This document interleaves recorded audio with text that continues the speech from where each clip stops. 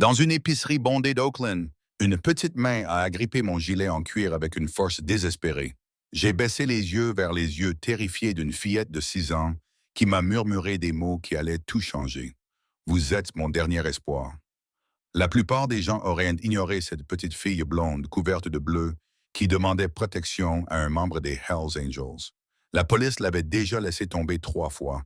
Les services sociaux ne l'avaient pas aidé. Sa mère était piégée. Mais quand elle m'a raconté ce qui l'attendait à la maison, quand j'ai vu les marques sur ses bras et le désespoir dans ses yeux, j'ai pris une décision qui allait nous mettre, mes frères et moi, sur la trajectoire d'un homme dangereux. Ce que nous avons découvert sur sa situation était plus dévastateur que nous ne l'imaginions. Et ce que nous avons fait à ce sujet, c'est une histoire que vous devez entendre. Les néons de Food Max bourdonnaient au-dessus de sa tête, tandis que Briggs se déplaçait dans la file d'attente, son panier suspendu à son avant-bras tatoué. Les mardis après-midi à West Oakland signifiaient généralement des files d'attente plus courtes, mais aujourd'hui, la moitié du quartier semblait s'être ruée en même temps sur l'épicerie. Il avait pris l'essentiel, du pain, des œufs, du café, le genre de ramen instantané qui lui rappelait les années de vache maigre, et se tenait maintenant derrière une femme âgée qui comptait méthodiquement les pièces de monnaie de son sac à main à fermeture éclair. Le mois de mars à Oakland avait cette qualité particulière de lumière qui rendait tout à la fois prometteur et mélancolique. Derrière les vitres sales, les palmiers se balançaient sous une pluie menaçante, le printemps imprévisible de la baie de San Francisco s'affirmant. Briggs avait vécu dans cette ville pendant 32 de ses 41 ans, assez longtemps pour savoir lire le temps dans ses eaux, pour savoir quelle rue éviter après la tombée de la nuit, pour comprendre les hiérarchies tacites qui régissaient chaque quartier, de Friedval à Tesco. Le gilet en cuir qu'il portait, ses couleurs, avaient un poids qui dépassait leur simple présence physique. Le patch représentant un crâne et des ailes dans son dos l'identifiait comme membre des Hells Angels d'Oakland, une section dont les racines étaient plus profondes que la plupart des arbres qui bordaient ces rues. Briggs avait gagné ses patchs grâce à des années de loyauté, à des actions dont il ne parlait pas aux civils, à une fraternité qui signifiait plus que le sang. La plupart des gens lui laissaient de l'espace dans les files d'attente comme celle-ci, détournant les yeux de cette silhouette intimidante, vêtue de denim et de cuir usé, avec une barbe tressée et des jointures marquées par les combats qu'il avait gagnés et quelques-uns qu'il n'avait pas gagnés. L'attraction était si légère qu'il l'avait presque manqué. Une petite main avait agrippé le bas de son gilet, les doigts serrant le cuir avec une force surprenante. Briggs baissa les yeux, s'attendant à voir un enfant cherchant à atteindre ses parents, quelqu'un qui l'avait accidentellement attrapé à la place d'un caddie. Mais ce qu'il découvrit le fit se figer. Une petite fille, âgée d'environ 6 ans, le regardait avec des yeux qui reflétaient une sagesse bien trop grande pour quelqu'un d'aussi jeune. Ses cheveux blonds emmêlés lui tombaient sur les épaules, visiblement non peignés depuis des jours. Son T-shirt rose était taché, de ketchup peut-être, ou de saleté, et son jean était trop court, laissant apparaître ses chevilles couvertes d'ecchymoses à différents stades de guérison. Mais ce sont ses yeux qui l'ont le plus frappé, gris, bleus et énormes. Ils reflétaient le désespoir que Briggs avait vu dans les zones de guerre, sur les visages d'hommes qui savaient qu'ils n'avaient plus aucune option. « S'il vous plaît, murmura-t-elle, sa voix à peine audible par-dessus la musique du supermarché. Vous êtes mon dernier espoir. » La première réaction de Briggs fut de chercher les parents, ceux qui étaient censés surveiller cet enfant. La file d'attente avait avancé. La vieille femme avait fini de compter ses pièces et se dirigeait vers la sortie. Derrière lui, un jeune homme vêtu d'un sweat à capuche d'une entreprise technologique faisait défiler son téléphone, inconscient de ce qui se passait autour de lui. Personne ne semblait chercher un enfant perdu. « Hé, ma chérie, dit Briggs en s'accroupissant à sa hauteur. Conscient que sa taille et son apparence effrayaient probablement la plupart des enfants, il garda une voix douce, comme il avait appris à le faire avec ses nièces. « Où sont ta maman, ton papa? » La fillette serra plus fort son gilet. De près, il pouvait voir plus de détails qui déclenchèrent une alarme dans son esprit. Une ecchymose jaunâtre qui s'estompait sur sa joue gauche, des marques d'ongles sur son avant-bras, le regard vide de quelqu'un qui n'avait pas mangé correctement depuis trop longtemps. « Le petit ami de ma maman, » dit la fillette dans un murmure précipité. « Il nous fait mal. » Il dit, Si je le dis à quelqu'un, il va empirer les choses. Mais c'est déjà pire. Maman a appelé la police 3 fois. Ils viennent, ils parlent, puis ils repartent. Et après, il est encore plus en colère. Je t'ai vu avec ton gilet et j'ai pensé. Elle ne parvint pas à finir sa phrase. Des larmes montèrent dans ses deux vieux yeux, mais elle les refoula d'un battement de paupières, avec le contrôle acquis par quelqu'un qui a appris que pleurer ne fait qu'empirer les choses. Briggs sentit quelque chose bouger dans sa poitrine. Une rage familière s'enflammait contre quelqu'un qu'il n'avait jamais rencontré. Il avait déjà vu cela auparavant. Il connaissait le schéma. Les appels pour violence domestique étaient les plus dangereux pour les policiers, ce qui signifiait qu'ils se contentaient souvent du strict minimum requis par la loi. Et si l'agresseur était intelligent, s'il savait comment manipuler le système, il pouvait terroriser une famille pendant des mois ou des années, pendant que les autorités s'occupaient de la paperasse et faisaient des commentaires compatissants. « Comment tu t'appelles » demanda Briggs, la voix calme malgré la colère qui montait en lui. « Oakland » répondit la fille. « Oakland Harper. Nous habitons au 35 dans les appartements jaunes près de la station de métro. Maman travaille jusqu'à 18 heures. Il est à la maison. » La façon dont elle prononça ces mots trahissait une peur immense. Briggs avait passé suffisamment d'années à observer les gens pour reconnaître la terreur authentique lorsqu'il l'entendait. Cet enfant n'inventait pas des histoires pour attirer l'attention. Elle prenait un risque calculé en faisant confiance à un inconnu, car toutes les autorités censées la protéger l'avaient laissé tomber. « Monsieur, vous êtes prêt ?» La voix de la caissière rompit le silence. Une adolescente aux mèches violettes dans les cheveux le regardait avec une légère impatience, mâchant bruyamment son chewing-gum. Briggs se leva, oubliant son panier. « Donnez-moi une minute. » Il éloigna Oakland de la file d'attente et l'emmena vers la fontaine à eau près des toilettes. Son esprit passait déjà en revue les différentes options, les protocoles, la bonne façon de gérer cette situation. Il devrait appeler la police, laisser les autorités s'en occuper. C'était de la réponse légale appropriée. Mais Oakland lui avait déjà dit que la police avait été appelée 3 fois sans résultat. Et si les informations de la jeune fille étaient exactes, sa mère ne serait pas à la maison avant plusieurs heures, ce qui signifiait que s'il la renvoyait maintenant, elle se retrouverait seule avec l'homme qui lui faisait si peur. « Écoute-moi bien, » dit Briggs en la regardant dans les yeux. « Je vais t'aider, mais tu dois tout me raconter, la vérité. D'accord? Ne mens pas. N'exagère pas. Tu peux faire ça? » La jeune fille acquiesça, solennelle comme un juge. « Comment s'appelle le petit ami de ta mère? »« Derek Vaughn. Il a emménagé il y a 3 mois. » Sa voix se stabilisa tandis qu'elle parlait, comme si le fait d'avoir quelqu'un qui l'écoutait lui donnait de la force. Au début, il était gentil. Il m'achetait des glaces, jouait avec moi. Puis maman a dit quelque chose qui ne lui a pas plu, et il l'a attrapée par le bras si fort qu'elle a pleuré. Elle a des bleus en forme de doigts. Il a dit que c'était un accident, mais ça continue. « Et ta mère a appelé la police? » « Oui. » La première fois, Derek a dit aux policiers que maman était tombée dans les escaliers. Ils l'ont regardée et sont partis. La deuxième fois, un policier m'a parlé en privé et m'a demandé si je me sentais en sécurité. J'ai répondu que non. Mais Derek a dit que j'étais contrarié parce qu'il m'avait puni pour ne pas avoir fait mes devoirs. Le policier a pris des notes et est parti. La troisième fois, la voix d'Oakland s'est légèrement brisée. La troisième fois, le même policier est revenu. Il avait l'air fatigué. Il a dit à maman qu'à moins qu'il n'y ait des preuves d'agression réelles, il ne pouvait pas faire grand-chose. Il a suggéré de consulter un psychologue. Briggs a senti sa mâchoire se crisper. Il connaissait ce type de policier. Épuisé, surchargé de travail, trop d'appels et trop peu de suivi. Ce n'était pas toujours de la malveillance. Parfois, c'était simplement un système défaillant qui broyait les gens jusqu'à ce qu'ils cessent de voir des individus et ne voient plus qu'une autre dispute domestique dans une ville qui en regorgeait.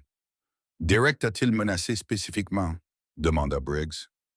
Oakland acquiesça. Hier, il m'a dit que si quelqu'un me posait des questions à l'école, je devais répondre que maman était maladroite et que j'aimais grimper aux arbres. Il m'a montré sa ceinture et m'a dit que ça ferait beaucoup plus mal que de tomber d'un arbre si je n'écoutais pas. T'a-t-il frappé avec sa ceinture? Pas encore, mais il le fera. Je sais qu'il le fera. La certitude dans sa voix brisa quelque chose en Briggs. Ce n'était pas son problème. Il aurait dû s'en aller. Appeler les services de protection de l'enfance, laisser le système faire son travail. Mais le système avait déjà laissé tomber cet enfant à 3 reprises, et elle se tenait là, agrippée à son gilet, parce qu'elle l'avait correctement identifié comme quelqu'un qui n'appartenait pas à ce système défaillant, quelqu'un qui pourrait réellement faire quelque chose. D'accord, dit Briggs, prenant une décision qui allait tout changer. Voici ce que nous allons faire. Tu vas rester avec moi. Nous allons nous rendre dans un endroit sûr, puis je vais passer quelques coupes de fil. Tu me fais confiance? Oakland scruta son visage pendant un long moment. Cette petite fille évaluait un homme adulte couvert de tatouages et vêtu de cuir. Puis elle acquiesça. Tu es un Hells Angel, dit-elle. Ce n'était pas une question. Mon professeur dit que les motards sont dangereux, mais tu as les yeux gentils. Malgré tout, Briggs faillit sourire. Ton professeur n'a pas tout à fait tort. Nous pouvons être dangereux, mais pas pour les enfants qui ont besoin d'aide. Il sortit son téléphone et composa un numéro qu'il connaissait par cœur. La sonnerie retentit 2 fois avant qu'une voix bourrue ne réponde. « Hammer, c'est Briggs. J'ai besoin du clubhouse. Nous avons un problème. » Il y eut un silence, puis le bruit d'un moteur de moto en arrière-plan. Quel genre de problème? Le genre où une fillette de 6 ans vient de me demander de la protéger parce que le système l'a laissé tomber. Je t'expliquerai quand j'arriverai. 15 minutes. On t'attend. Briggs raccrocha et regarda Oakland. Elle tenait toujours son gilet, ses petits doigts crispés sur le cuir. « Allez, petite, dit-il doucement, on va te mettre en sécurité. » Alors qu'il se dirigeait vers la sortie, Briggs abandonna son panier près de la fontaine. Les courses n'avaient plus d'importance. Dehors, la pluie menaçante avait commencé à tomber, de grosses gouttes éclaboussant l'asphalte fissuré du parking. Sa moto était garée à l'endroit où il la garait toujours. Une Harley-Davidson de 1987 restaurée qu'il avait reconstruite à partir du châssis.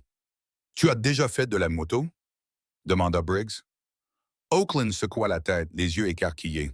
« C'est bruyant, mais je te promets que c'est sans danger. Je roule depuis 21 ans sans avoir eu d'accident. » Il sortit un casque de rechange qu'il gardait dans la sacoche. Il était trop grand pour elle, mais c'était mieux que rien. Il ne lui allait pas parfaitement, mais il ferait de l'affaire pour le court trajet. Accroche-toi bien à moi, d'accord? Ne lâche pas. Alors qu'il l'aidait à monter derrière lui, ajustant le casque trop grand sur sa petite tête, Briggs prit conscience de la gravité de son geste. Techniquement, il enfreignait probablement une douzaine de lois. Emmener un enfant sans le consentement de ses parents, mettre en danger une mineure sur une moto sans équipement de sécurité adéquat, s'immiscer dans une situation familiale. Mais il avait déjà enfreint des lois pour de meilleures raisons que celle-ci, et il le referait si cela permettait d'assurer la sécurité de cet enfant. Le moteur rugit et Oakland enroula ses bras autour de sa taille avec une force surprenante. Alors qu'il quittait le parking pour se diriger vers le clubhouse à East Oakland, Briggs aperçut son reflet dans la vitrine d'un magasin. Un grand homme barbu vêtu des couleurs des Hells Angels, avec une petite fille accrochée à son dos, lui faisant entièrement confiance. Son dernier espoir, avait-elle dit, et il ferait en sorte que cet espoir ne soit pas vain. Le clubhouse des Hells Angels d'Oakland était situé dans une zone industrielle où les ateliers de carrosserie et les entrepôts formaient une barrière entre les quartiers respectables et les territoires que la plupart des civils préféraient ignorer. De l'extérieur, le bâtiment lui-même n'avait rien de remarquable. Des parpaings peints en gris, de petites fenêtres recouvertes de treillis métalliques, un parking entouré d'une clôture grillagée surmontée de barbelés. Mais la rangée de motos alignées avec une précision militaire indiquait clairement à quiconque y prêtait attention à qui appartenait cette propriété. Briggs franchit le portail en saluant d'un signe de tête Thomas, le candidat membre chargé de la sécurité. Le jeune homme écarquilla légèrement les yeux à la vue d'Oakland, mais il ne dit rien et leur fit signe de passer. Dans le club, on apprenait vite à ne pas poser de questions avant d'y être invité. Dans la salle principale, 4 hommes levèrent les yeux de leur partie de poker lorsque Briggs entra, Oakland toujours accroché à sa main. L'intérieur du clubhouse contrastait avec son extérieur rustique. Il était relativement propre, bien entretenu, avec des photos sur les murs retraçant des décennies d'histoire du club. Un bar longeait un des côtés, avec des bouteilles soigneusement rangées derrière. Le mobilier dépareillé créait une atmosphère confortable et chaleureuse, et l'odeur du café rivalisait avec celle de l'huile de moteur et du cuir. Hammer se leva le premier. À 56 ans, il était le plus ancien membre actif présent, le visage buriné par le soleil et les années difficiles, la barbe sombre parsemée de mèches grises. Il était président de la section d'Oakland depuis 12 ans, un poste qu'il avait obtenu grâce à sa sagesse autant qu'à sa ténacité. Derrière lui, 3 autres membres observaient la scène avec des expressions variées, mêlant curiosité et inquiétude. Briggs, dit Hammer, les yeux passant du moteur à la petite fille. Tu veux expliquer? Nous sommes à Oakland, répondit Briggs, sa main toujours posée sur celle de la fillette. Elle m'a attrapé par le gilet chez Food Max il y a environ 20 minutes et m'a demandé de l'aide. Le petit ami de sa mère les maltraite. La police a été appelée 3 fois, mais n'a rien fait. Le type s'appelle Derek Vaughn. Il vit avec eux sur la 35e, près de la station de métro. Sa mère travaille jusqu'à 18 heures, ce qui signifie que l'enfant serait seul avec lui si je l'avais renvoyé chez elle. Le silence s'installa dans la pièce. Ces hommes avaient mené une vie difficile. Ils avaient fait des choses dont ils ne parlaient pas en bonne compagnie, mais ils avaient tous des limites qu'ils ne franchissaient pas. Et l'une de ces limites concernait les enfants. Elle vous a simplement demandé de l'aide, sans crier gare. C'est Stone qui a pris la parole, un homme imposant dont les bras étaient couverts de tatouages noirs et gris. Sa voix trahissait son scepticisme, mais son regard posé sur Oakland semblait empreint d'inquiétude. J'ai vu son gilet, a dit Oakland doucement, retrouvant sa voix. Ma mère m'a dit que les Hells Angels protégeaient les gens, a-t-elle ajouté. Quand elle était petite, des moteurs avaient aidé une de ses amies qui avait des ennuis. Je me suis dit que peut-être... Elle s'interrompit, mais le sens de ses paroles resta suspendu dans l'air. Cet enfant avait pris un risque calculé, basé sur des informations de seconde main et son désespoir. Quel âge as-tu, ma chérie? Demanda Marcus, un membre afro-américain qui portait des lunettes de lecture suspendues à une chaîne autour de son cou. Il faisait partie du club depuis 25 ans et avait des petits-enfants à peu près du même âge qu'Oakland. 6 ans, j'aurai 7 ans en août. Et ta maman sait où tu es? Oakland secoua la tête. Elle est au travail. Elle nettoie des bureaux en centre-ville. Elle part à midi et rentre à 18 heures. Derek est censé me surveiller, mais il ne le fait pas vraiment. Il boit, regarde la télévision et se met en colère si je fais du bruit. Hammer échangea un regard avec les autres hommes. Quelle que soit la communication silencieuse qui s'était établie entre eux, elle aboutit à un hochement de tête collectif. Briggs, emmène-la dans l'arrière-salle, dit Hammer. Donnez-lui quelque chose à manger. Stone, appelez Rachel au CPS. Voyez si elle travaille aujourd'hui. Marcus, j'ai besoin que vous alliez aux appartements jaunes de la 35e rue, près de Bart. Ne vous approchez pas. Confirme simplement l'emplacement et, si possible, identifie ce Derek Vaughn. Les hommes se déplaçaient avec une efficacité rodée, chacun comprenant son rôle sans autre instruction. C'était ainsi que fonctionnait le club. Lorsqu'un membre avait besoin d'aide, toute la confrérie se mobilisait. Briggs conduisit Oakland à travers une porte vers ce que le club appelait la pièce du fond, bien qu'elle servait davantage de bureau et de salon. Un canapé était adossé à un mur, un bureau avec un ordinateur se trouvait dans un coin, et un petit réfrigérateur ronronnait doucement. « Vous avez faim? » demanda Briggs. Oakland acquiesça. « J'ai mangé des céréales ce matin, mais il ne restait plus beaucoup de lait. » Briggs ouvrit le réfrigérateur et examina son contenu, qui allait de la bière au reste de pizza, en passant par un récipient contenant des tranches de pommes que quelqu'un avait sans doute apporté pour offrir une option plus saine. Il sortit les pommes, trouva du fromage en ficelle et prit une bouteille de vin. « Ce n'est pas vraiment un repas gastronomique, dit-il en lui tendant la nourriture, mais c'est mieux que rien. » Oakland mangea avec l'intensité concentrée de quelqu'un qui ne savait pas quand aurait lieu son prochain repas. Briggs l'observait, essayant de concilier cette petite fille fragile avec le courage qu'il avait dû lui falloir pour aborder un inconnu. Un inconnu à l'air effrayant, qui plus est, et lui demander de l'aide. « Je peux te poser une question? » demanda Oakland entre 2 bouchées de fromage. « Bien sûr. Pourquoi m'avez-vous aidé? Vous ne me connaissez pas. Je pourrais mentir. » Briggs réfléchit soigneusement à sa réponse. « Vous pourriez mentir. Mais j'ai assez d'expérience pour savoir quand quelqu'un dit la vérité. Et même s'il y avait une chance que vous inventiez tout cela, je ne pouvais pas prendre le risque de me tromper. Si ce que vous m'avez dit est vrai et que je m'étais enfui. » Il secoua la tête. « Je ne pourrais pas vivre avec ça. La police est partie. Oui, c'est vrai, et c'est de leur responsabilité. Tu vas me ramener à Derek? » La peur dans sa voix serra le cœur de Briggs. Non, pas avant d'avoir tiré cette affaire au clair. Tu es en sécurité ici, Oakland. Je te le promets. Avant qu'elle n'ait le temps de répondre, Hammer apparut dans l'embrasure de la porte. Briggs, tu as une minute? Dans la pièce principale, Stone avait mis son téléphone en mode haut-parleur et la voix d'une femme emplissait la pièce. Je ne peux pas simplement me présenter et emmener un enfant sur la base d'un appel téléphonique d'un Hells Angel. Stone, vous savez que cette voix était celle de Rachel Morrison, une assistante sociale qui avait travaillé avec le club à plusieurs reprises lorsqu'ils avaient identifié des enfants en difficulté. Elle était l'une des rares assistantes sociales à accepter de communiquer avec eux, reconnaissant que parfois, le club voyait des choses que le système ne voyait pas. Rachel, ce n'est pas une intuition, dit Stone, son imposante silhouette penchée sur le téléphone. L'enfant a des ecchymoses visibles. Elle a abordé Briggs de son propre chef, lui a dit que sa mère avait appelé la police à 3 reprises sans que rien ne soit fait. Nous avons des noms, des adresses, un calendrier, mais tout cela n'est que circonstanciel tant que je n'ai pas pu mener une enquête en bonne et due forme. Si ce que vous dites est vrai, je dois suivre le protocole. Cela signifie que je dois interroger l'enfant, contacter la mère, évaluer l'environnement familial.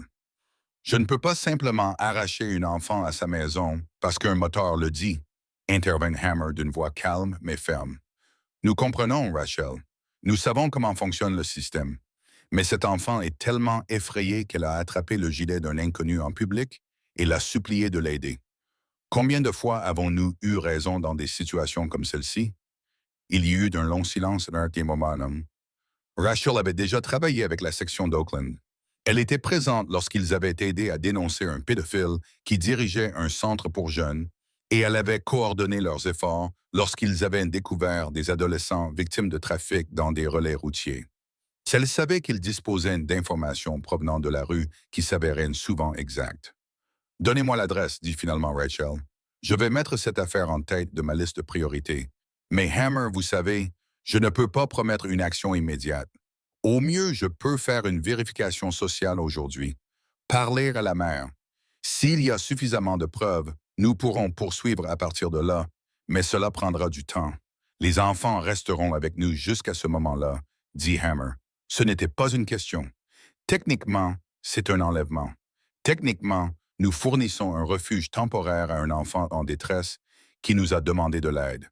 Nous ne la retenons pas contre son gré et nous avons l'intention de coopérer pleinement avec les services sociaux. Une autre pause. Assure-toi qu'elle soit en sécurité. Je te recontacte dans 2 heures. La ligne fut coupée. Hammer regarda Briggs.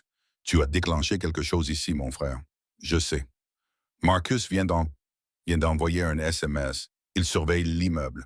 Complexe d'appartements jaunes, unité du coin sud-ouest, rez-de-chaussée. Aucun signe de Derek Vaughn pour l'instant, mais il attend. Comme prévu, la voix de Marcus grésilla dans la radio posée sur le bar. Il y a du mouvement. Un homme blanc, la trentaine, sort de l'appartement avec 2 caisses de bière et monte dans une Ford Focus argentée. Il a l'air agité au téléphone. « Suivez-le », dit Hammer dans la radio. « N'intervenez pas. Contentez-vous de suivre sa trace. » « Compris. » Briggs ressentit cette sensation familière où tout se mettait en place, où la structure organisationnelle du club passait à la vitesse supérieure, ou qu'était ce que les gens de l'extérieur ne comprenaient pas à propos de groupes comme les Hells Angels. Sous leur apparence intimidante se cachait une fraternité qui fonctionnait avec une coordination digne de l'armée lorsque cela était nécessaire. Ils protégeaient les quartiers, chassaient les dealers de drogue et, oui, rendaient justice lorsque le système judiciaire échouait. Pas toujours légalement, pas toujours de manière élégante, mais efficacement. « Quel est le plan ?» demanda Stone, adressant sa question à Hammer. « Premièrement, nous protégeons l'enfant jusqu'à ce que les services sociaux puissent évaluer correctement la situation, répondit Hammer. Deuxièmement, nous recueillons des informations. Je veux tout savoir sur Derek Vaughn, son casier judiciaire, son emploi, ses associés connus, s'il fait l'objet de mandats d'arrêt, s'il a des relations. Troisièmement, nous localisons la mère et avons une conversation avec elle avant qu'elle ne rentre chez elle. Elle doit savoir où se trouve sa fille et nous devons comprendre pourquoi elle n'a pas sorti son enfant de cette situation. Certaines mères ne peuvent pas partir, dit Briggs doucement. Être piégé par les finances, la peur, le manque de soutien ne rendent pas la situation acceptable, mais la rendent compliquée. C'est pourquoi nous lui parlons avant de porter un jugement, acquiesça Hammer.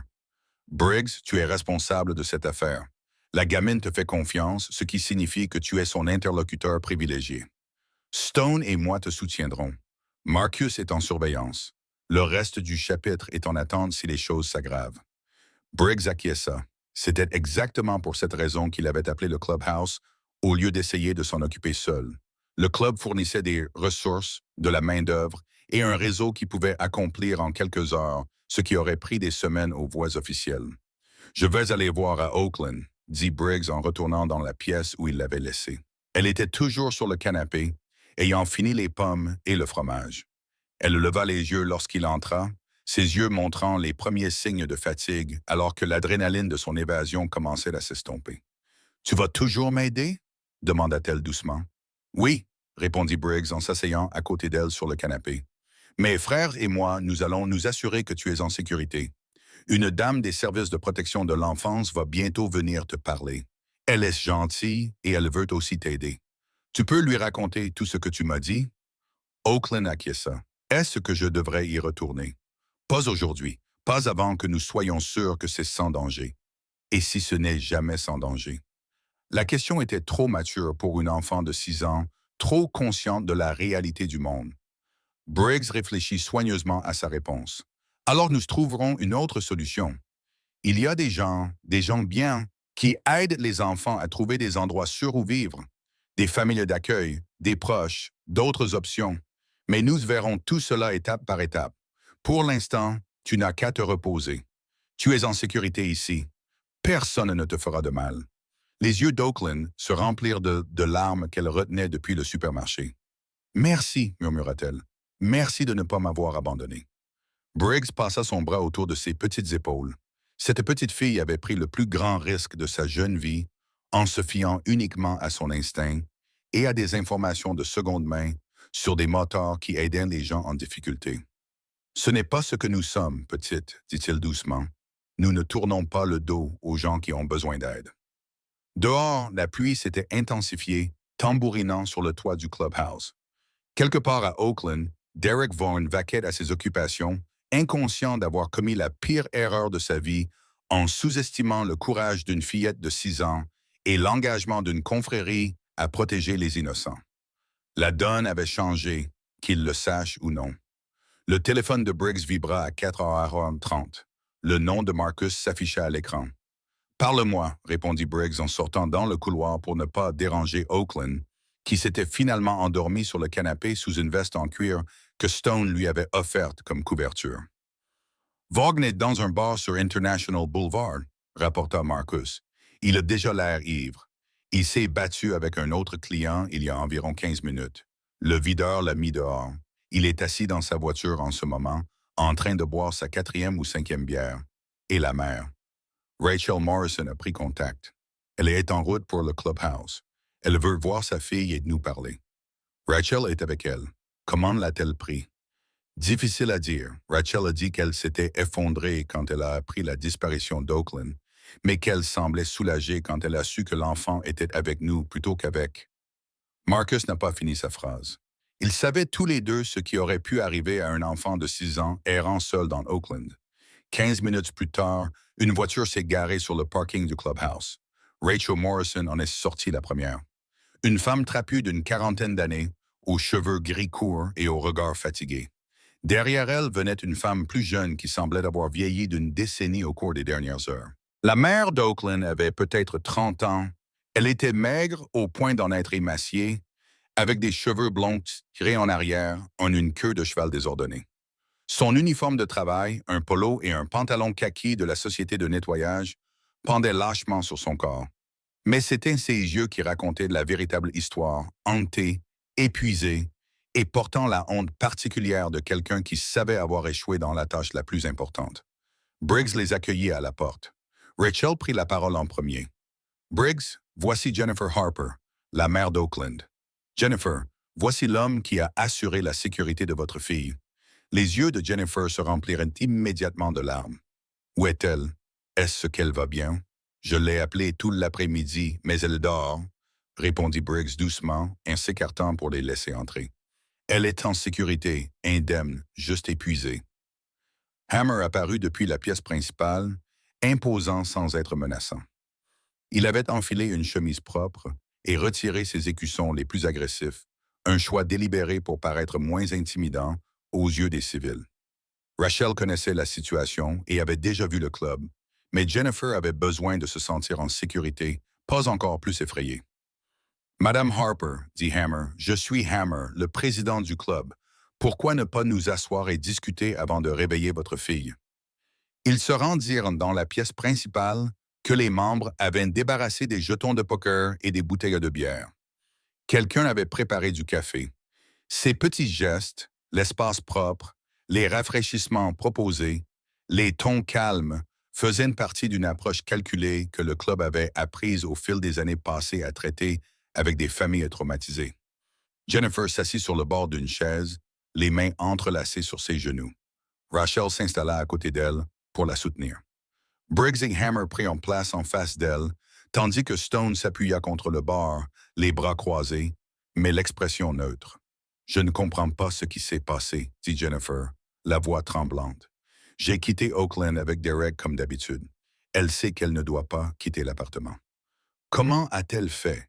Pourquoi l'a-t-elle fait? Elle avait peur, dit simplement Briggs, assez effrayée pour aborder un inconnu et demander de l'aide.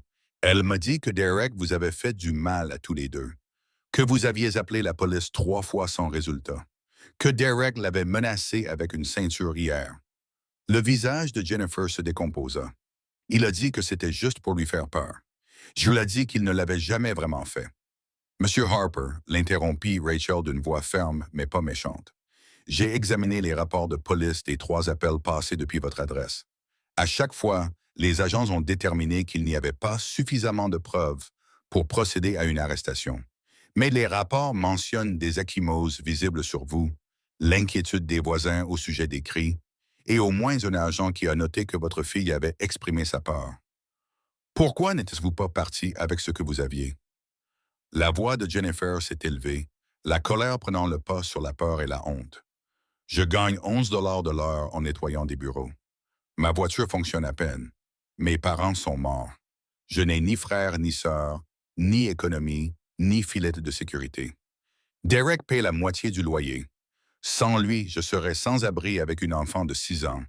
J'ai essayé d'économiser de l'argent, d'élaborer un plan, mais il surveille à chaque centime que je gagne. Il vérifie mon téléphone, contrôle mes horaires. Je suis piégé. La franchise de son aveu pesait dans sa pièce.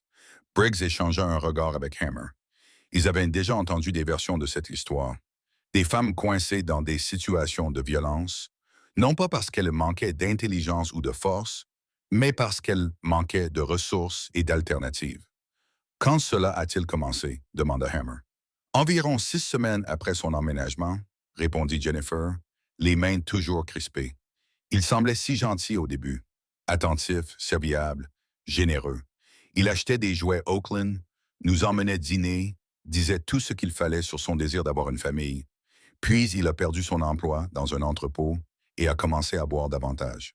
La première fois qu'il m'a attrapé le bras, il a pleuré après coup, s'est excusé, a mis ça sur le compte du stress. Je l'ai cru. Et ça a dégénéré à partir de là, a dit Rachel. Ce n'était pas une question. Jennifer a acquiescé. Jamais assez grave pour m'envoyer à l'hôpital. Il faisait toujours attention à ne pas laisser de bleu visible. Assez intelligent pour être charmant quand la police venait. Il les convainquait que je réagissais de manière excessive, que j'avais des problèmes de santé mentale, que Oakland était juste contrarié par une discipline normale. Et après chaque appel, une fois la police partie, il était tellement en colère, pas violent tout de suite, mais froid, menaçant, me disant ce qui arriverait si je continuais à causer des problèmes. « A-t-il déjà fait du mal à Oakland directement? » demanda Briggs, la voix tendue. Il lui a saisi le bras assez fort pour lui faire des bleus à plusieurs reprises lorsqu'elle pleurait trop fort. Il lui a crié dessus jusqu'à ce qu'elle soit terrifiée. La menace de la ceinture était nouvelle. Je pense qu'il s'y préparait. La voix de Jennifer s'est brisée. J'ai postulé à d'autres emplois, cherché des appartements moins chers, tout ce qui me permettrait de partir. Mais tout cela prend du temps et je n'en ai pas. J'étais paralysé, essayant de nous protéger tout en cherchant un moyen de m'échapper. Et au lieu de cela, ma fille a dû s'enfuir loin de moi. La culpabilité dans cette dernière phrase était dévastatrice. Briggs avait déjà vu cela auparavant.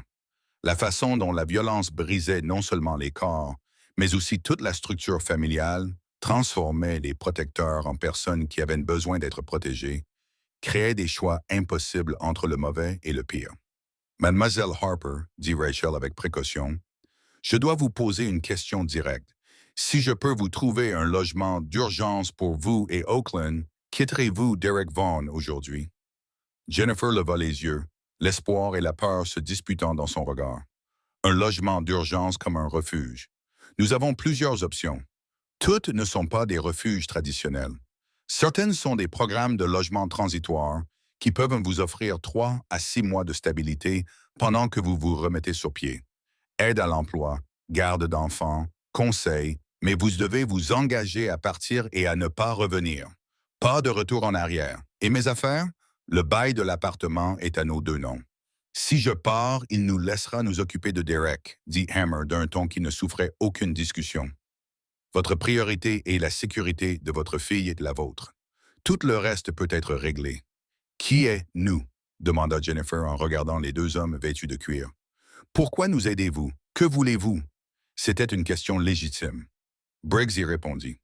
Nous ne voulons rien d'autre que savoir qu'un enfant est en sécurité. Les Hells Angels ont une réputation et elle n'est pas entièrement imméritée. Mais nous avons toujours été cohérents dans notre volonté de protéger notre communauté, en particulier les enfants. Votre fille a eu le courage de demander de l'aide. Nous ne faisons que donner suite à sa demande. Et Derek? La voix de Jennifer se réduisit à un murmure. Il ne me laissera pas partir. Il me retrouvera. Il m'a déjà promis que si j'essayais de partir, il ne ferait rien. Stone prit la parole depuis sa place près du bar, sa voix grave empreinte d'une certitude absolue. Parce qu'il comprendra que s'il s'approche de vous ou de votre fille, il devra nous rendre des comptes. Et Mademoiselle Harper, je vous promets que Derek Vaughn ne veut pas nous rendre des comptes. Il y avait quelque chose dans le ton de Stone. Ce n'était pas tout à fait une menace, mais une déclaration de conséquences inévitables qui semblait pénétrer la peur de Jennifer. Elle regarda ces hommes dangereux qui étaient en quelque sorte devenus les protecteurs de sa fille et prit une décision. « D'accord, dit-elle. D'accord, si vous pouvez vraiment m'arranger un logement, je pars aujourd'hui tout de suite. Mais je veux d'abord voir Oakland. » « Bien sûr, dit Briggs en se levant. Elle est dans la pièce du fond. Suivez-moi. » Jennifer se leva, les jambes tremblantes, Rachel la soutenant d'une main sur son coude. Elles suivirent Briggs à travers la porte où Oakland dormait encore, recroquevillé sous la veste de Stone, ses cheveux blonds étalés sur le coussin du canapé. Le son que Jennifer poussa lorsqu'elle vit sa fille était à la fois un sanglot et une prière. Elle se précipita vers le canapé et tomba à genoux à côté. « Bébé, » murmura-t-elle en touchant doucement l'épaule d'Oakland. « Bébé, réveille-toi. Maman est là. » Les yeux d'Oakland s'ouvrirent, la confusion laissant place à la reconnaissance. « Maman, je suis là, ma chérie. Je suis tellement désolé. Je suis tellement désolé. » Jennifer serra sa fille dans ses bras avec ferveur. Elles pleuraient toutes les deux maintenant. « Tu as été si courageuse, Oakland. Tu as fait ce qu'il fallait. Nous allons partir. »« D'accord. Nous allons nous rendre dans un endroit sûr. Plus jamais, Derek. Plus jamais. » Briggs recula pour leur laisser un peu d'intimité. Dans la pièce principale, Hammer était déjà au téléphone, coordonnant avec Rachel les options d'hébergement, tandis que Stone vérifiait auprès de Marcus l'emplacement actuel de Derek Vaughn. Les 2 heures suivantes s'écoulèrent dans une activité intense. Rachel passa des coups de fil pour organiser un placement d'urgence dans un refuge pour victimes de violences domestiques qui avait l'habitude d'accueillir des familles fuyant des situations dangereuses. Hammer contacta des frères du club qui avaient des relations dans des entreprises de déménagement, des entrepôts et des organisations d'aide juridique.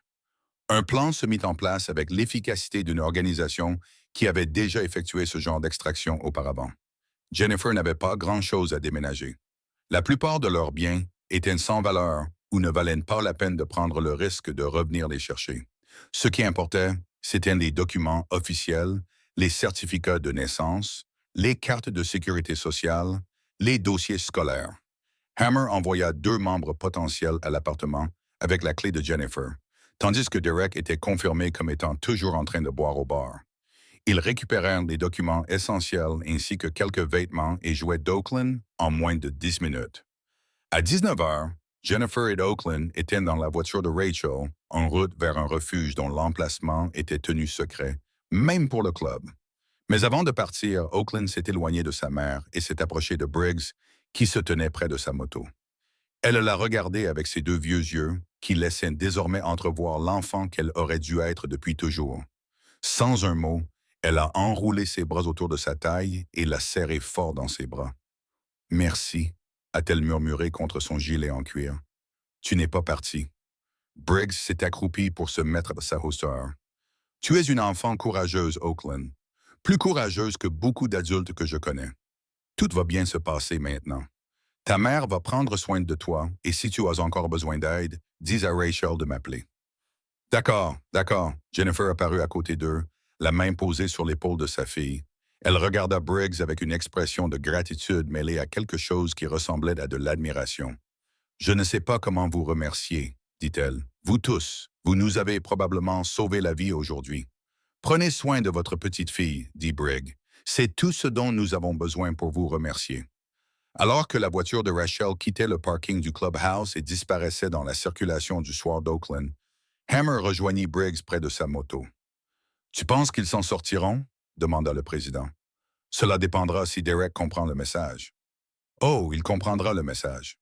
Le sourire de Hammer était froid. Marcus est toujours à sa recherche. Une fois qu'il sera rentré chez lui et qu'il aura découvert que sa petite amie et son enfant ont disparu, nous aurons une conversation avec lui. Nous nous assurerons qu'il comprenne bien la situation. Briggs savait ce que cela signifiait.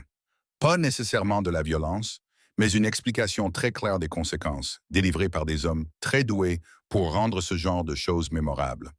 Derek Vaughan comprendrait que Jennifer et Oakland étaient désormais sous protection, que toute tentative pour les retrouver ou leur faire du mal entraînerait des conséquences qu'il ne souhaitait vraiment pas. Tu as bien agi aujourd'hui, mon frère, dit Hammer en tapotant l'épaule de Briggs. Tout le monde ne se serait pas arrêté pour aider. La petite a attrapé mon gilet et m'a dit que j'étais son dernier espoir, répondit Briggs. Qu'est-ce que j'étais censé faire? Exactement ce que tu as fait. Alors que Briggs enfourchait sa moto et rentrait chez lui dans les rues sombres d'Oakland, il repensa aux petites mains d'Oakland agrippées à son gilet, à la honte et à la peur de Jennifer, au nombre de familles qui se trouvaient actuellement dans des situations similaires, alors que les systèmes échouaient et que les bureaucraties agissaient lentement. Il avait fait ce qu'il pouvait pour une enfant aujourd'hui. Demain, d'autres auraient besoin d'aide. C'était ça, faire partie d'une confrérie. On ne choisissait pas quand l'appel venait, mais on y répondait toujours. La pluie avait cessé, laissant les rues scintiller sous les lampadaires. Quelque part dans cette ville, une petite fille s'endormait dans un lit sûr pour la première fois depuis des mois. C'était suffisant pour l'instant. Derek Vaughan arriva chez lui à 20h15, trébuchant légèrement en sortant de sa Ford Focus. Marcus l'observait depuis une place de parking située à 50 mètres de là, remarquant la manière agressive dont l'homme claquait la portière de sa voiture, la démarche désordonnée de quelqu'un qui avait beaucoup bu. Vaughan chercha ses clés à l'entrée de l'immeuble, finit par ouvrir la porte et disparut à l'intérieur. Marcus attendit exactement 3 minutes avant d'appeler Hammer. Il est chez lui. Il vient d'entrer dans l'appartement. Des signes indiquant qu'il sait qu'ils sont partis. Les lumières s'allument maintenant. Donne-lui environ 60 secondes pour comprendre. Au signal, la fenêtre avant de l'appartement s'est éclairée, puis s'est éteinte à nouveau. D'autres lumières, le bruit de quelque chose jeté contre un mur a résonné faiblement dans l'air nocturne. Marcus pouvait imaginer la scène. Vaughan, réalisant que sa petite amie et son enfant avaient disparu, cherchant un mot, ne trouvant rien d'autre que l'absence de quelques vêtements et documents. Il a compris, confirma Marcus, s'agitant. Nous sommes en route. Nous serons là dans 10 minutes. Marcus resta en position, observant l'appartement. Vaughan apparut une fois à la fenêtre, le téléphone collé à l'oreille, le visage déformé par la rage. L'appel était apparemment resté sans réponse, car il jeta le téléphone. D'autres bruits de destruction suivirent, des meubles renversés, du verre brisé. 8 minutes plus tard, 3 motos entrèrent dans le parking avec une lenteur délibérée.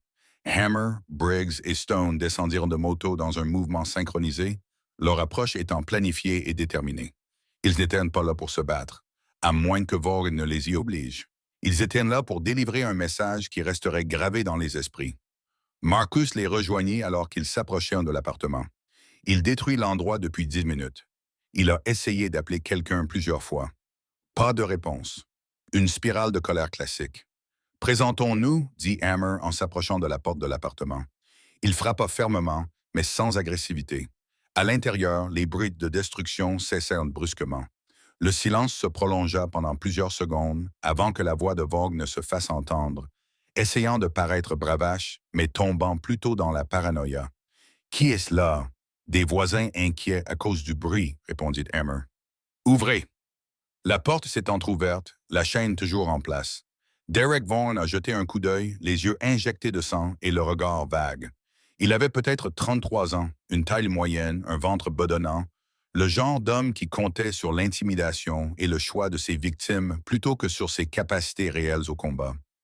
Son visage montrait les premiers signes de capillaires éclatés dus à une consommation excessive d'alcool, et son T-shirt était taché de bière et de sueur. À travers l'entrebâillement de la porte, il aperçut 4 hommes vêtus de gilets en cuir arborant des écussons des Hells Angels, le visage impassible, mais dont la présence était indéniablement menaçante. « Qu'est-ce que vous voulez? » demanda Vaughan d'une voix légèrement cassée. « Nous voulons discuter de Jennifer et d'Oakland Harper, » répondit calmement Hammer.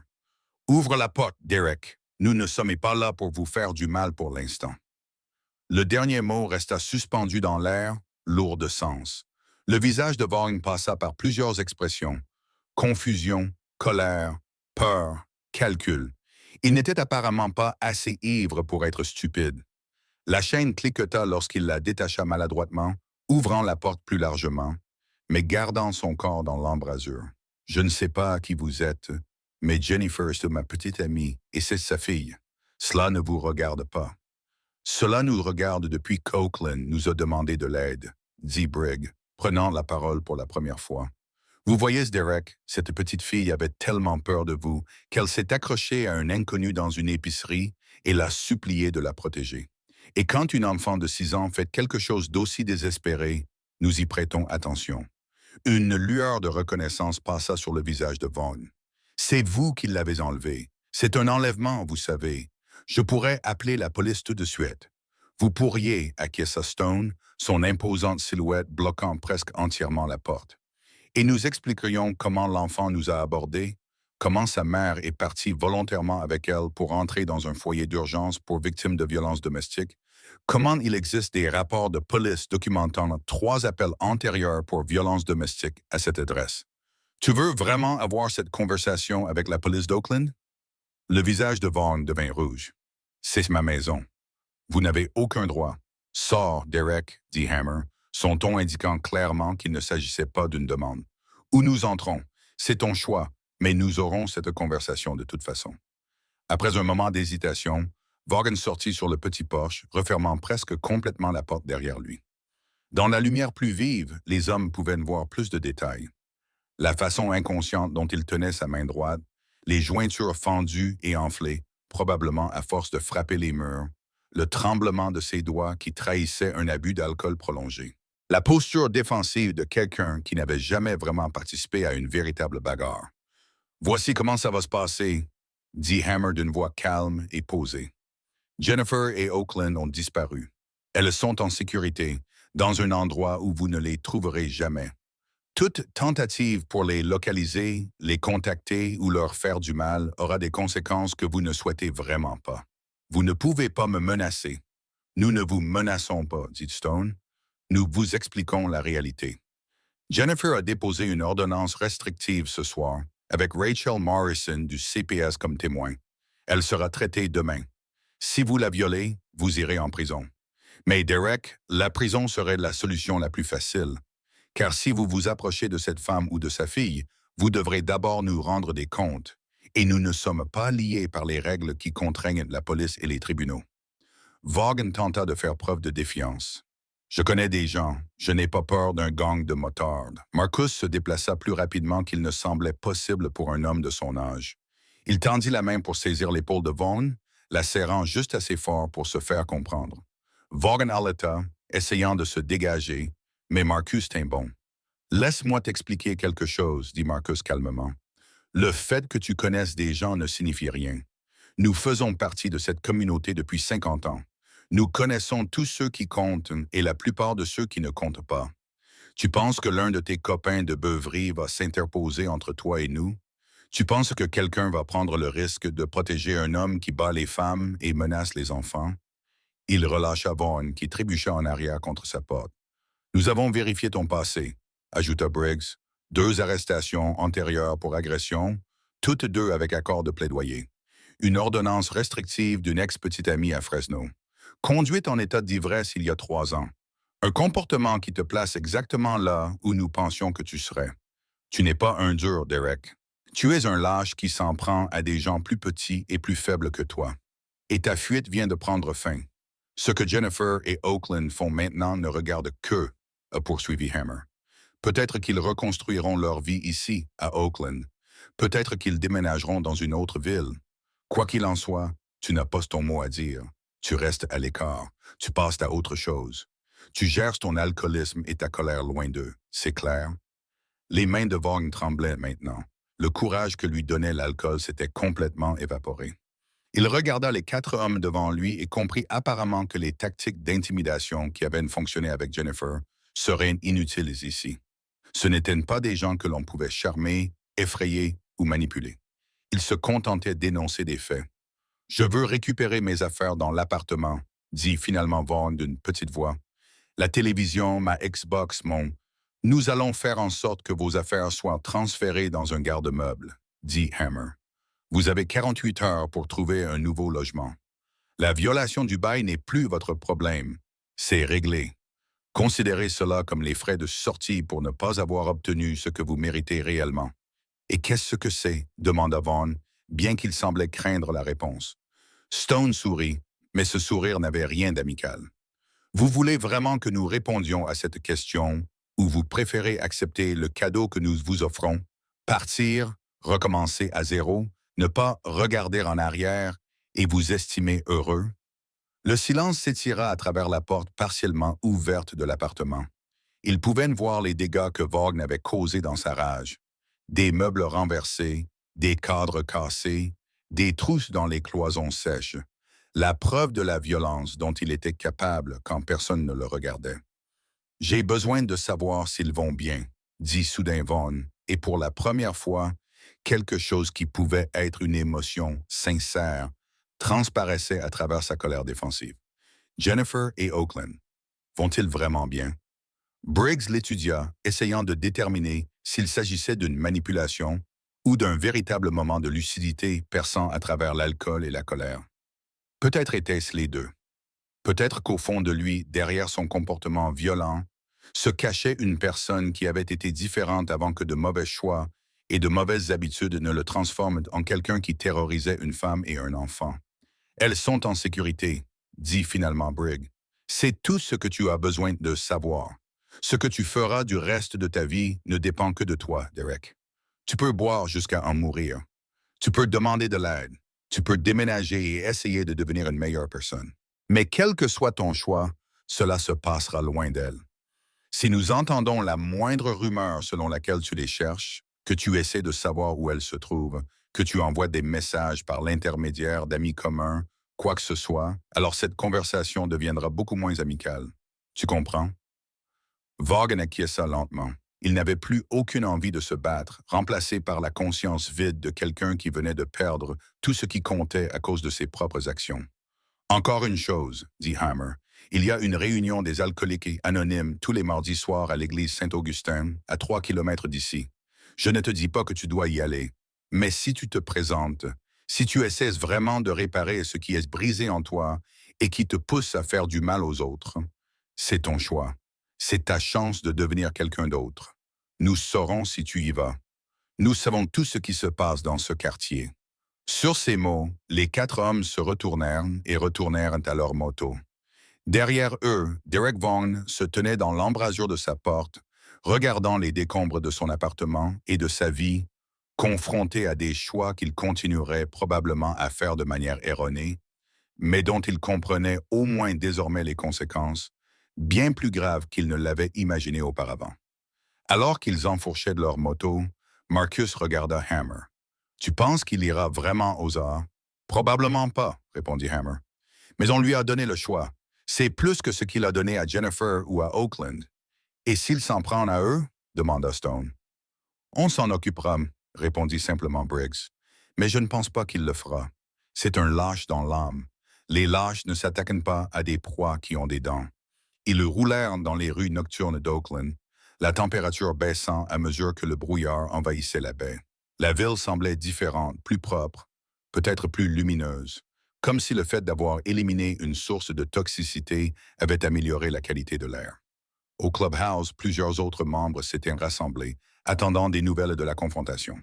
Thomas, le candidat, qui avait été chargé de surveiller l'entrée plus tôt, avait préparé du café. Un silence confortable s'installa dans la pièce tandis que Hammer informait les autres de sa rencontre avec Vaughan. Rachel a appelé pendant ton absence, a rapporté l'un des membres. Jennifer et Oakland sont installés. La petite a demandé si elle pouvait faire un dessin pour dire « Merci ». Rachel va le lui apporter demain. Briggs a senti quelque chose de chaud dans sa poitrine à cette image. Oakland est suffisamment sûr pour penser à faire des dessins plutôt qu'à des stratégies de survie. Nous avons fait du bon travail aujourd'hui, a déclaré Hammer en regardant ses frères. C'est ça qui compte. Pas la réputation, pas l'intimidation, mais utiliser ce que nous avons pour protéger ceux qui en ont besoin. La communauté le voit. Elle s'en souvient. Combien de temps allons-nous surveiller Vaughn? Demanda Stone. Indéfiniment, répondit Hammer. Ou jusqu'à ce qu'il quitte Oakland. Pour de bon. Marcus, ton avis sur la surveillance, rien d'intrusif. Garde simplement les oreilles ouvertes. Vérifie régulièrement. S'il semble essayer de les retrouver, nous intervenons immédiatement. Briggs est resté au clubhouse pendant encore 1 heure, buvant son café et repensant aux événements de la journée. Il y a 24 heures, il était un type qui faisait ses courses, pensant à ses tâches quotidiennes et à ses préoccupations ordinaires. Puis la main d'un enfant de 6 ans avait agrippé son gilet et tout avait changé. C'était la partie de la vie des Hells Angels que les civils ne comprenaient pas.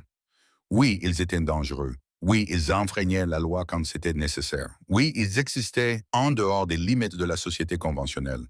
Mais ils faisaient aussi cela. Ils protégeaient les enfants, affrontaient les agresseurs, intervenaient lorsque les systèmes échouaient. Non pas pour la gloire ou la reconnaissance, mais parce que c'était juste, parce que quelqu'un devait le faire, parce que le gilet qu'ils portaient sur le dos signifiait quelque chose qui allait au-delà des écussons et du cuir. Lorsque Briggs rentra enfin chez lui vers minuit, roulant dans les rues vides d'Oakland sous un ciel dégagé, il repensa aux paroles d'Oakland. « Tu es mon dernier espoir. » Le poids d'être le dernier espoir de quelqu'un était lourd. Mais c'était aussi un privilège. Cela signifiait que lorsque tout le reste avait échoué, lorsque toutes les protections supposées s'étaient révélées vaines, il y avait encore quelqu'un prêt à se lever, à ne pas s'en aller, à faire comprendre aux hommes dangereux de ce monde que certaines limites ne pouvaient être franchies sans conséquence. Son téléphone vibra alors qu'il se garait dans le parking de son appartement. Un SMS de Rachel Morrison. « Merci, vous dormez tous les deux paisiblement. Nous vous transmettrons le dessin demain. » Briggs enregistra le message puis le supprima. La sécurité opérationnelle s'appliquait même aux bonnes nouvelles. Mais il s'accorda un moment de satisfaction avant d'entrer. Demain, il y aurait d'autres problèmes, d'autres personnes ayant besoin d'aide, d'autres situations nécessitant l'intervention du club. Mais ce soir, une petite fille dormait en sécurité parce qu'elle avait eu le courage d'attraper le gilet d'un inconnu et de demander de l'aide. Et cet inconnu était quelqu'un qui comprenait qu'être dangereux ne signifiait pas être cruel, que le pouvoir s'accompagnait de responsabilités, que la fraternité signifiait protéger ceux qui ne pouvaient pas se protéger eux-mêmes. Derek Vaughan avait appris une leçon précieuse ce soir-là. Il y avait des gens qu'il ne fallait pas menacer, des enfants qu'il ne fallait pas maltraiter, et des vestes qu'il ne fallait surtout pas laisser une petite fille attraper, car cela signifiait faire face aux conséquences de tous les choix terribles que l'on avait faits. La justice ne venait pas toujours des tribunaux et des insignes. Parfois, elle arrivait à moto, vêtue de cuir et portant le poids de décennies de fraternité derrière chaque mot. 3 semaines plus tard, Briggs était assis dans la salle principale du clubhouse, travaillant sur les rapports d'entretien de routine de sa moto. Les pluies de mars avaient laissé place au soleil d'avril. Le temps capricieux d'Oakland s'était enfin stabilisé pour laisser place à quelque chose qui ressemblait au printemps. Par les fenêtres ouvertes, on entendait les bruits du quartier, les enfants jouant au basket dans le parc de l'autre côté de la rue, la musique des voitures qui passaient, les rythmes ordinaires d'une communauté vacant à ses occupations quotidiennes. Rachel Morrison était passée la semaine précédente avec le dessin d'Oakland. Il était actuellement épinglé sur le tableau d'affichage du club, à côté des photos des événements du club, des annonces des prochaines courses et de divers autres souvenirs. Le dessin représentait une petite fille tenant la main d'un grand personnage couvert de ce qui semblait être des tatouages, ou peut-être simplement des gribouillis enthousiastes. Au-dessus, elle avait écrit dans lettres soignées « Merci de ne pas être parti ». Plusieurs membres s'étaient arrêtés pour le regarder au cours de la semaine précédente. Stone était devenu inhabituellement silencieux lorsqu'il l'avait vu. Marcus avait pris une photo pour l'envoyer à ses propres petits-enfants. Même les membres qui n'avaient pas été directement impliqués dans la situation d'Oakland semblaient émus par ce simple dessin au crayon et son message. « Un colis pour vous », dit Thomas en apparaissant avec une enveloppe en papier craft. Le coursier l'a déposé de la part de Rachel Morrison. Briggs l'ouvrit avec précaution et trouva plusieurs documents à l'intérieur, ainsi qu'une note manuscrite sur le papier à en-tête du CPS de Rachel. « Briggs, j'ai pensé que vous voudriez voir ça. Oakland et Jennifer se portent remarquablement bien. Oakland est inscrite dans une nouvelle école dans le cadre d'un plan de sécurité qui garantit la confidentialité de son emplacement. Elle suit d'une thérapie, fait des progrès et surmonte son traumatisme. Jennifer a trouvé un emploi à temps plein avec des avantages sociaux et est sur une liste d'attente pour un logement transitoire permanent. L'ordonnance restrictive contre Derek Vaughn a été finalisée. Il ne l'a pas violée. Selon nos contacts, il assiste régulièrement aux réunions des alcooliques anonymes à Saint-Augustine et aurait arrêté de boire. Je doute que cela dure, mais on a déjà vu des choses plus étranges. Il a déménagé à Sacramento, s'éloignant ainsi d'Oakland. Oakland demande parfois de vos nouvelles. Elle veut savoir si le gentil motard aux yeux bienveillants va bien. Je lui ai dit que oui. Jennifer m'a demandé de vous transmettre à nouveau sa gratitude. Tu as changé le cours de leur vie. Le système les a laissés tomber. Pas toi. C'est important, Rachel.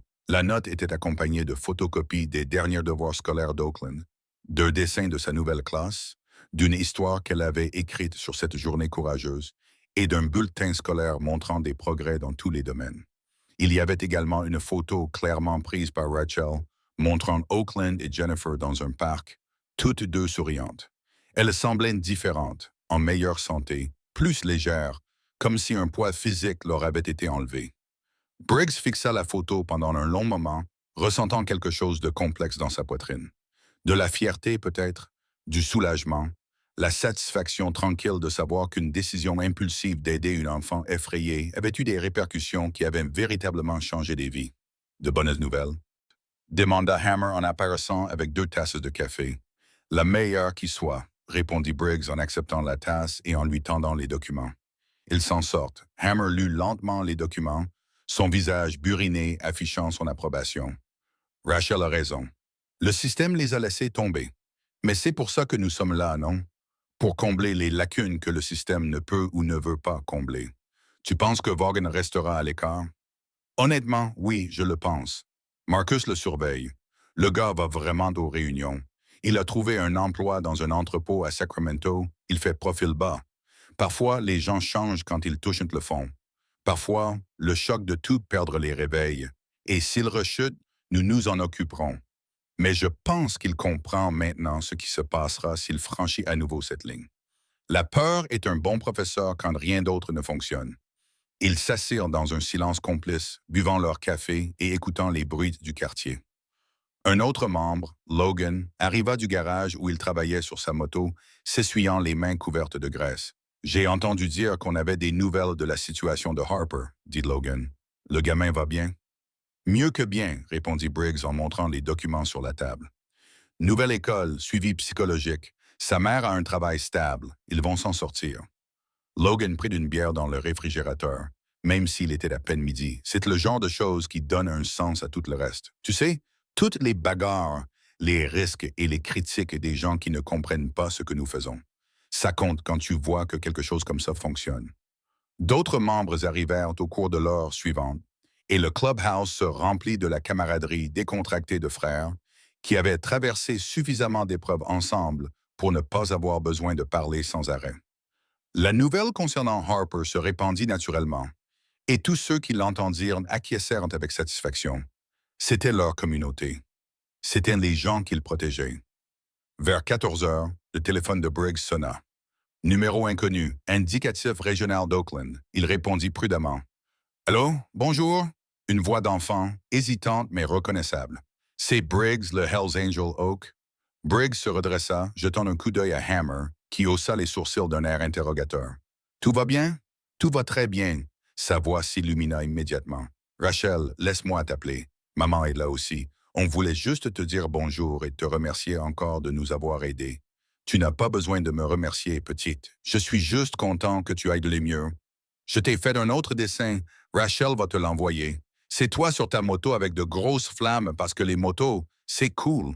Malgré lui, Briggs sourit. J'ai hâte de le voir. Comment se passe ta nouvelle école? C'est sympa. J'ai une amie qui s'appelle Emma et qui me donne parfois son déjeuner. La prof est vraiment gentille. Elle sait ce qui s'est passé avant, mais elle ne me force pas à en parler si je ne veux pas. Et je vois une conseillère qui joue à des jeux avec moi. Mais en fait, on parle de sentiments. C'est vraiment bien, Oakland. Je suis fier que tu sois si courageuse. Maman dit que j'ai été courageuse quand je t'ai demandé de l'aide, mais j'avais peur. Être courageux ne signifie pas ne pas avoir peur, dit Briggs. Cela signifie avoir peur et faire quand même ce qu'il faut. C'est exactement ce que tu as fait. Il y eut un bruissement. Puis la voix de Jennifer se fit entendre. Briggs, je suis désolé si cela te dérange.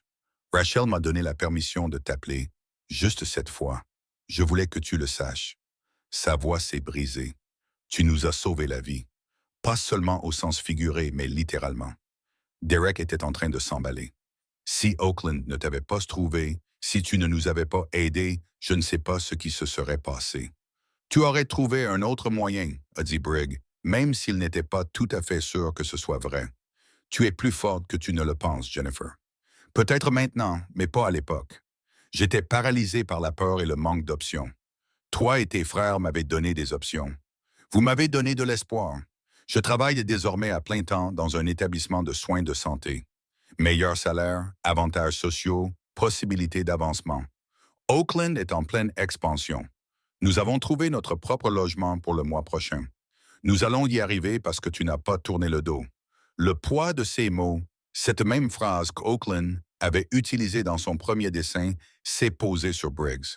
Combien de personnes avaient tourné le dos à cette situation avant qu'elle ne lui parvienne? Combien d'enseignants, de voisins, de collègues, de connaissances avaient vu les signes et choisi de ne pas s'impliquer? Combien de systèmes avaient traité leur dossier et étaient passés au suivant sans vraiment voir les êtres humains en danger? Je suis heureux d'avoir pu aider, dit simplement Briggs. Prenez soin de cette fille, Jennifer. Elle est spéciale. Je le ferai. Je vous le promets. Et Briggs, si jamais vous avez besoin de quoi que ce soit, appelez-moi. Je suis sérieuse. Je ne pourrai jamais vous rendre ce que vous avez fait, mais j'y passerai le reste de ma vie.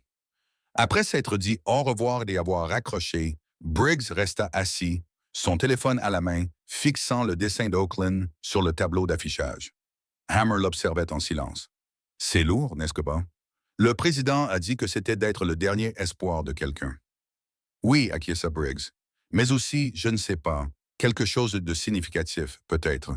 Comme tout ce que nous faisons, toutes les balades, les fêtes et la fraternité, c'est important. Mais ça, dit-il en montrant le dessin, c'est pour ça que le club est important. C'est ça la réalité. Tout le monde ne voit pas les choses ainsi, dit Stone depuis l'autre bout de la pièce, où il avait apparemment écouté la conversation.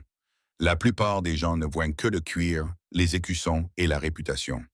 Ils ne comprennent pas que nous faisons partie de cette communauté, que nous avons des intérêts ici, que nous protégeons les nôtres. Qu'ils pensent ce qu'ils veulent, ajouta Marcus. Nous savons qui nous sommes. Et les personnes qui comptent, celles qui ont besoin d'aide quand tout le reste échoue, finissent par le comprendre. Au fur et à mesure que l'après-midi avançait, le clubhouse se remplit de membres revenant du travail ou de leur course. L'histoire de l'appel d'Oakland fut racontée plusieurs fois, chaque version ajoutant une couche de sens à ce qui avait commencé 3 semaines auparavant avec une petite main saisissant un gilet en cuir. Ce soir-là, alors que Briggs s'apprêtait à rentrer chez lui, Hammer le prit à part. « Le club veut te donner quelque chose », a déclaré le président en sortant une petite boîte. « Ouvre-la. » À l'intérieur se trouvait un écusson personnalisé, différent de l'insigne habituel des Hells Angels. Celui-ci était plus petit, conçu pour être placé sur le devant du gilet, près du cœur. Il représentait un motif simple, l'empreinte de la main d'un enfant entouré d'ailes protectrices. « Qu'est-ce que c'est ?» a demandé Briggs. « C'est quelque chose que nous avons remis 3 fois dans l'histoire du club à des membres qui se sont surpassés pour protéger quelqu'un qui en avait besoin. Les ailes représentent la protection de la confrérie. L'empreinte de main représente l'innocence protégée. Ce n'est pas une affaire officielle du MC, juste quelque chose que nous faisons pour les frères qui nous rappellent de pourquoi nous existons. » Briggs retourna l'écusson entre ses mains en sentant son poids. « Je ne sais pas quoi dire. Dis-moi que tu continueras à être celui qui ne s'en va pas quand quelqu'un a besoin d'aide. C'est tout. » Plus tard, en rentrant chez lui à travers les rues d'Oakland en soirée, Briggs repensa à tout ce qui s'était passé depuis ce mardi après-midi chez Food Max. Une décision prise sur le moment, celle de s'accroupir et d'écouter une enfant effrayée au lieu de la renvoyer, avait changé 3 vies de manière fondamentale. Oakland était désormais en sécurité et pouvait profiter de l'enfance qu'elle méritait. Jennifer avait échappé à une situation de plus en plus dangereuse et se construisait une vie stable. Et Derek Vaughn, quel que soit son avenir, comprenait au moins maintenant que son comportement avait des conséquences. Quant à Briggs, il s'était rappelé quelque chose d'essentiel au sujet de la fraternité qu'il avait choisie. Les Hells Angels avaient la réputation d'être dangereux, d'exister en marge des règles conventionnelles de la société, d'être intimidants et intransigeants. Tout cela était vrai, mais il était également vrai qu'ils protégeaient leur communauté, défendaient les personnes qui n'avaient nulle part où aller et comprenaient que le pouvoir sans responsabilité n'était que de l'intimidation. Il se gara dans le parking de son immeuble alors que le soleil se couchait derrière les collines de la baie, peignant le ciel de nuances orange et violettes. Son gilet pesait lourdement sur ses épaules, portant désormais non seulement le poids des écussons du club, mais aussi ce nouvel ajout, l'empreinte de la main d'un enfant entouré d'elle. Demain, il y aurait le travail, les affaires du club, les préoccupations ordinaires de la vie quotidienne. Mais ce soir-là, Briggs s'autorisa à ressentir quelque chose que les hommes comme lui reconnaissaient rarement. L'espoir. Il espérait qu'un acte de courage, qu'il s'agisse d'une petite fille demandant de l'aide ou d'un moteur s'arrêtant pour écouter, pourrait se répercuter et entraîner un véritable changement. Dans son appartement, Briggs accrocha le 2e dessin d'Oakland que Rachel avait envoyé par Courrier Express, à côté du premier qu'elle avait dessiné. Les flammes sur sa moto étaient en effet très grandes, rendues dans des tons rouges et orangés vifs qui occupaient la majeure partie de la page. Dans le coin, elle avait écrit avec soin une lettre au moteur le plus courageux. Briggs sourit en se rappelant lui avoir dit qu'être courageux signifiait avoir peur et faire quand même ce qu'il fallait. Elle avait compris cette leçon mieux que la plupart des adultes. Et en la lui enseignant, il s'en était lui-même rappelé. Le gilet était accroché à son crochet près de la porte. Les écussons racontaient des années passées dans le club. Les routes parcourues. La fraternité gagnée. Et maintenant, un nouvel écusson près du cœur. Un rappel que la chose la plus importante que représentait le gilet n'était pas l'intimidation ou la réputation, mais la promesse que lorsque quelqu'un l'attrapait et demandait de l'aide, quelqu'un l'écouterait. Que personne ne s'en détournerait. Quelque part à Oakland, une petite fille se préparait probablement à aller se coucher dans un foyer sûr, sans rester éveillée à écouter des bruits de pas furieux ou des voix violentes. Sa mère était probablement en train de l'aborder, peut-être en lui lisant une histoire, dormant certainement mieux, sachant qu'elles étaient protégées par plus que de simples serrures sur la porte. Et à Sacramento, un homme assistait probablement à une réunion des alcooliques anonymes, essayant de devenir quelqu'un d'autre que la personne qui les terrorisait, comprenant que l'alternative au changement était d'affronter des conséquences auxquelles il avait à peine échappé. 3 vies changées par un moment de connexion à la caisse d'une épicerie. C'était là le véritable pouvoir de la fraternité. Pas la violence ou l'intimidation, mais la volonté de s'interposer entre des personnes vulnérables et ceux qui pourraient leur faire du mal. Être le dernier espoir lorsque tous les autres espoirs ont échoué, ne pas s'en aller alors qu'il serait plus facile de partir. Briggs regarda une dernière fois l'écusson avant d'éteindre la lumière. L'empreinte de la main d'un enfant entouré d'ailes protectrices. Une image si simple, mais qui avait tant de poids. Demain, il la coudrait définitivement sur son gilet. Ce soir, il dormirait bien, sachant qu'au moins dans ce cas, à ce moment précis, la justice avait été rendue non pas par les tribunaux, les systèmes ou les voies officielles, mais par une fraternité qui comprenait que parfois, la loi ne suffisait pas. Parfois, il fallait des gens qui vivaient en marge pour protéger ceux que la loi ne pouvait atteindre. Parfois, il fallait quelqu'un qui ne s'enfuirait pas.